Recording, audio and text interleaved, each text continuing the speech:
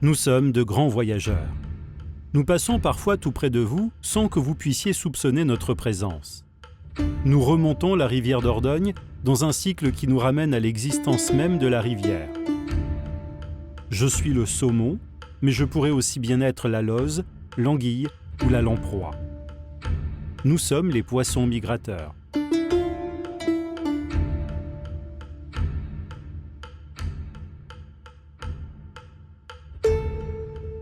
En prenant de la hauteur, vous allez comprendre les difficultés qui se présentent à nous pour rejoindre nos lieux de reproduction ou de croissance.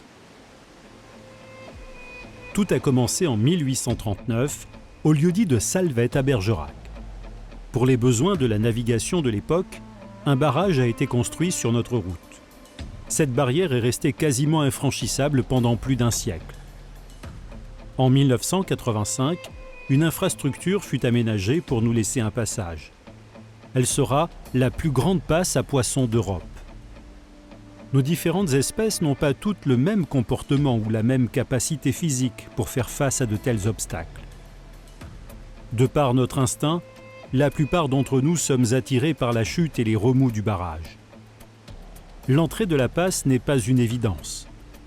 Nous sommes des poissons habitués aux grands espaces.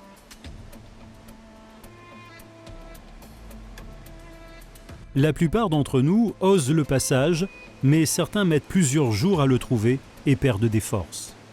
D'autres renoncent. Les aloses sont les plus promptes à la confusion. Par groupe, elles se laissent fasciner par les bouillonnements dans lesquels elles semblent ne plus vouloir sortir.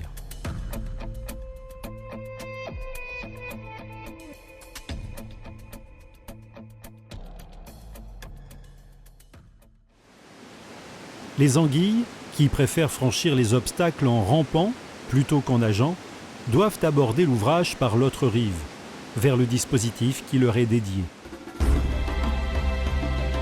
Lorsque nous trouvons l'issue, nous ne regardons pas en arrière. Notre objectif est bien devant nous dans le courant.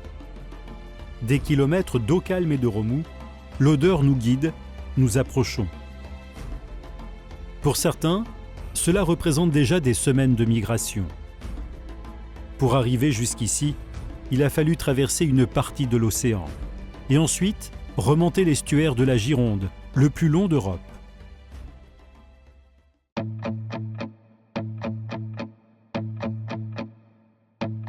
Notre avancée fut de courte durée.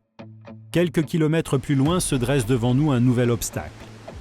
Un mur de 165 mètres de large, une chute de 12 mètres. Notre dépendance aux humains prend ici toute sa réalité. Les remous provoqués par les vannes et les turbines de la centrale nous attirent. Ces voies sans issue nous épuisent. Là-bas, tout au bout du mur, un passage conçu pour les anguilles. Comme pour les autres passes à poissons, le plus grand défi pour nous les migrateurs est de localiser l'entrée du dispositif. Cette rampe, faite de plots et de brosses, permet aux jeunes anguilles de rejoindre la rivière en amont de l'ouvrage.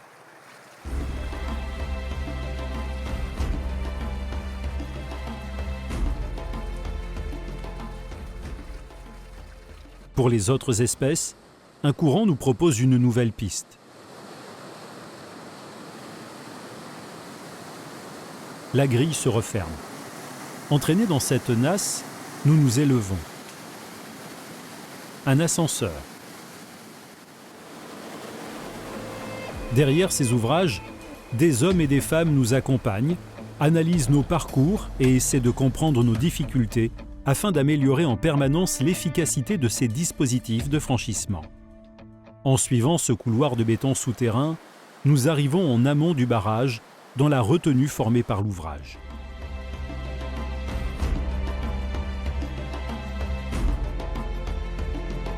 Mais cette aventure ne s'arrête pas là. Un tablier métallique a été installé pour éviter que les jeunes saumons, lors de leur dévalaison, ne passent par les turbines. Il nous faut donc trouver le passage sous cette barrière qui plonge à 4 mètres de profondeur afin de regagner notre liberté. Comme une obsession, nous continuons à remonter le courant.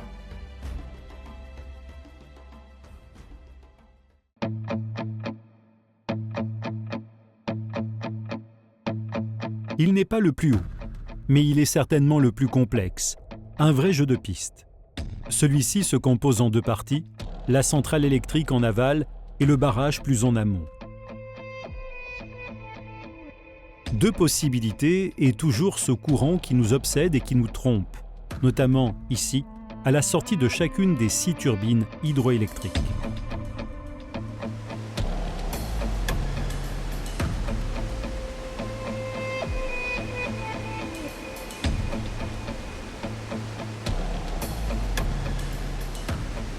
Le passage est là tout au bout, encore une fois dans un couloir étroit et peu familier. Pour ceux qui ont pris cette première option, ils remonteront ces chicanes tumultueuses avant de passer devant la vitre d'une station de comptage et enfin de rejoindre l'amont de l'ouvrage grâce au canal qui amène l'eau à l'usine.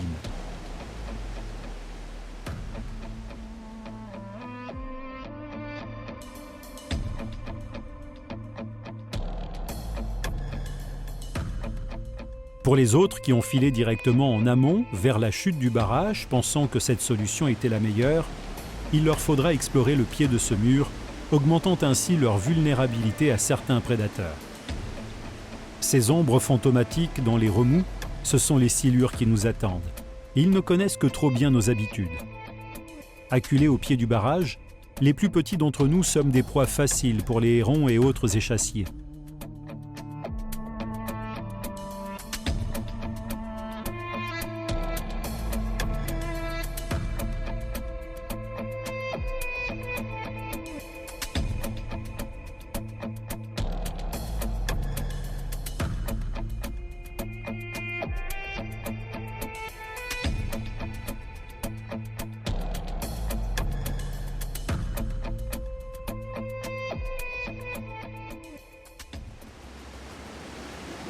Dernier effort. Enfin, la passe est devant nous. Mais celle-ci, de conception ancienne et très pentue. Elle ne permettra qu'aux espèces les plus vigoureuses de passer en amont.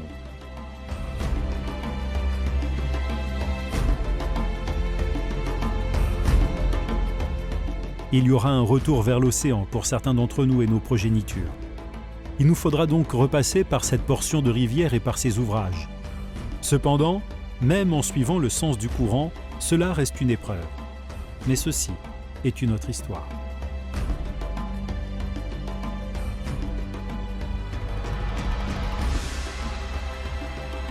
La restauration de la libre circulation des poissons migrateurs est un défi complexe, en particulier sur les grands barrages.